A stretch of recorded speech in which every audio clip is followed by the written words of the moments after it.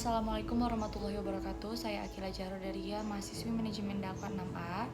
Video ini dibuat untuk memenuhi salah satu tugas mata kuliah manajemen organisasi nirlaba untuk pengambilan nilai ujian tengah semester. Organisasi nirlaba adalah organisasi yang biasanya disebut dengan organisasi non-profit atau organisasi yang sasarannya itu untuk mendukung kebijakan atau untuk membantu memecahkan masalah penting yang sudah terjadi di sebuah negara. Nah, tujuannya juga tidak bersifat komersial atau tidak berusaha menarik perhatian kepada sesuatu yang mencari keuntungan. Nah, organisasi nirlaba juga ini bisa dibentuk dari organisasi keagamaan, organisasi publik, sekolah negeri, rumah sakit, ataupun organisasi lainnya. Dan organisasi ini tuh bersifat sukarelawan, bahkan si anggotanya ini tidak bersifat mengikat, jadi sukarelawan. Organisasi nirlaba juga menekankan pada pemberian pelayanan pada tingkat kepentingan publik secara tidak mengikat. Jadi organisasi nirlaba ini organisasi non-profit yang tidak bekerja secara komersial dan keanggotaannya juga bersifat sukarelawan. Selanjutnya adalah ruang lingkup dari manajemen organisasi nirlaba. Nah, di sini tuh untuk ruang lingkupnya saya ada 3. Yang pertama itu yayasan. Yayasan ini adalah suatu badan hukum yang mempunyai maksud dan tujuan yang bersifat sosial, keagamaan, dan juga kemanusiaan. Didirikan dengan memperhatikan persyaratan formal yang ditentukan dalam perundang-undangan tentunya. Dan yang kedua di sini ada perkumpulan. Nah, perkumpulan di sini dalam arti luas itu meliputi sebuah persekutuan. Nah, seperti ada koperasi dan perkumpulan yang saling menanggung. Nah, yang pertama ini perkumpulan itu ada dibagi menjadi 2 macam. Yang pertama itu ada perkumpulan yang berbentuk badan hukum seperti perseroan terbatas, koperasi, dan perkumpulan menanggung. Yang kedua itu ada perkumpulan yang tidak berbentuk badan hukum seperti persekutuan perdata, perseroan humaniter, dan firma. Dan yang terakhir ini ada ormas atau organisasi massa yang disingkat ormas. Ini adalah suatu istilah yang digunakan di Indonesia untuk bentuk organisasi yang berbasis massa tapi tidak bertujuan untuk politis, dan ormas ini dibentuk berdasarkan beberapa kesamaan dan tujuan seperti kesamaan agama, pendidikan, dan sosial. Manfaat dari mempelajari manajemen organisasi nirlaba menurut saya jadi lebih bisa membedakan mana organisasi yang bersifat non-profit dan mana organisasi yang memang pada dasarnya dibentuk untuk meraih keuntungan. Nah, seperti yang telah saya pelajari bersama dosen pengampu, bahwasannya manajemen organisasi nirlaba ini itu manajemen yang organisasi yang tidak sama sekali dibentuk untuk menarik sebuah keuntungan, bahkan tidak untuk menarik sebuah laba seperti itu. Jadi saya lebih paham gitu ketika saya ingin mengikuti sebuah organisasi, saya tahu jenis organisasi yang saya akan ikuti itu apakah dia ini tuh organisasi yang didirikan untuk mengambil keuntungan atau organisasi yang memang dibentuk secara sukarelawan seperti itu. Selanjutnya saya akan membahas tentang manajemen strategi dalam organisasi nirlaba. Manajemen strategi tidak saja diadopsi oleh perusahaan yang bertujuan mencari keuntungan, akan tetapi juga organisasi non-profit. Organisasi seperti ini mulai dari sekolah, rumah sakit, gereja, dan juga lembaga swadaya masyarakat yang dikenal dengan istilah non-governmental organization atau NGO. Sebelumnya organisasi seperti ini tidak mengenal pendekatan strategis.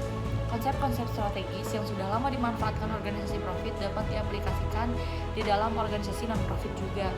Nah, untuk pengaplikasiannya tersebut diperuntukkan penyesuaian organisasi non-profit dengan lingkungan yang membuat kebutuhan efektif dan strategik, menangani perubahan-perubahan, menciptakan keunggulan kooperatif, dan meningkatkan peranan kerjasama dengan organisasi profit. Akan tetapi di dalam aplikasiannya ini tetap memerlukan adaptasi karena organisasi profit tidaklah sama dengan organisasi non-profit.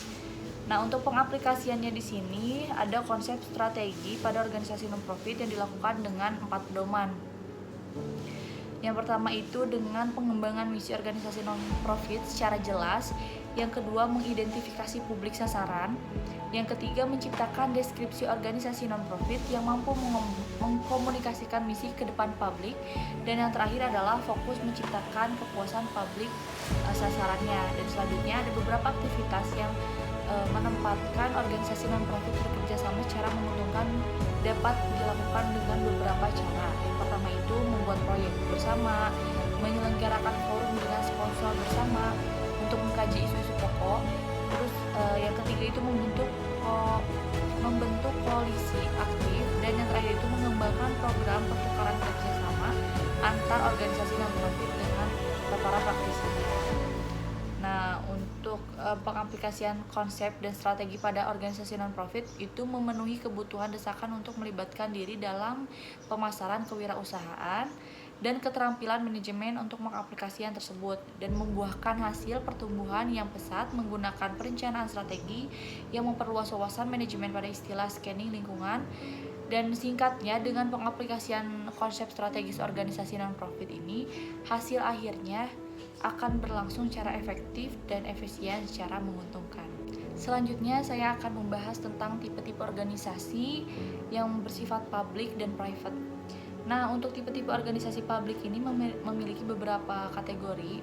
Nah, yang pertama itu organisasi publik kategori A ini adalah organisasi-organisasi publik yang memiliki berbagai tujuan yang terdefinisi secara jelas, serta hubungan sebab akibat yang diketahui dengan pasti dalam memproduksi public goods yang ditugaskan kepadanya. Tipe ini biasanya kita temukan pada perusahaan-perusahaan milik publik.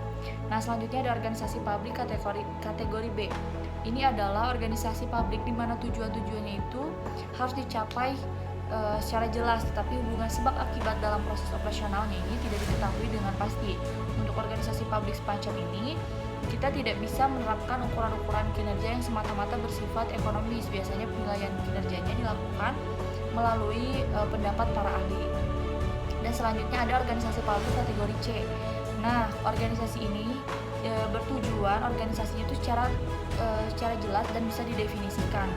Organisasi publik ini bertujuan secara operasionalnya ini dapat ditentukan secara langsung juga. Dan yang terakhir itu ada organisasi publik kategori D, adalah organisasi publik di mana baik tujuan-tujuan organisasinya ataupun hubungan sebab akibat operasionalnya tidak dapat ditentukan secara jelas. Di sini tercakup badan-badan pemerintah seperti departemen-departemen, kepolisian, tentara, dan lain-lainnya. Untuk jika dibandingkan dengan organisasi privat, dari mulai tujuan organisasi publik itu bersifat laba, sedangkan organisasi privat itu non laba. Dan dilihat dari produk yang dihasilkan, organisasi publik ini merupakan public goods, sedangkan organisasi private itu private goods.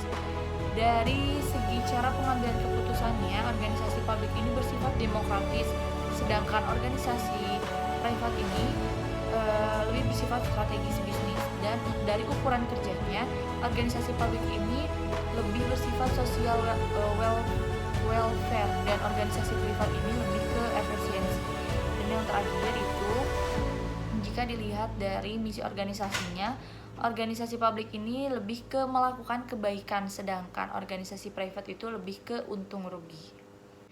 Membahas mengenai filosofi organisasi nirlaba. Organisasi nirlaba itu pada prinsipnya adalah alat untuk mencapai tujuan atau aktualisasi dari filosofi ini dari sekelompok orang yang memilikinya. Pada organisasi laba, pemilik jelas memperoleh untung dari hasil usaha organisasinya dalam hal donatur, dan organisasi nirlaba ini membutuhkannya sebagai sumber pendanaannya. Mungkin hanya itu pembahasan yang bisa saya sampaikan, kurang lebihnya mohon dimaafkan. Jika ada kekurangan atau mungkin kesalahan dalam saya menjawab, itu hanyalah kesalahan dari saya, karena kesempurnaan itu hanyalah milik Allah. Mungkin hanya sekian. Wassalamualaikum warahmatullahi wabarakatuh.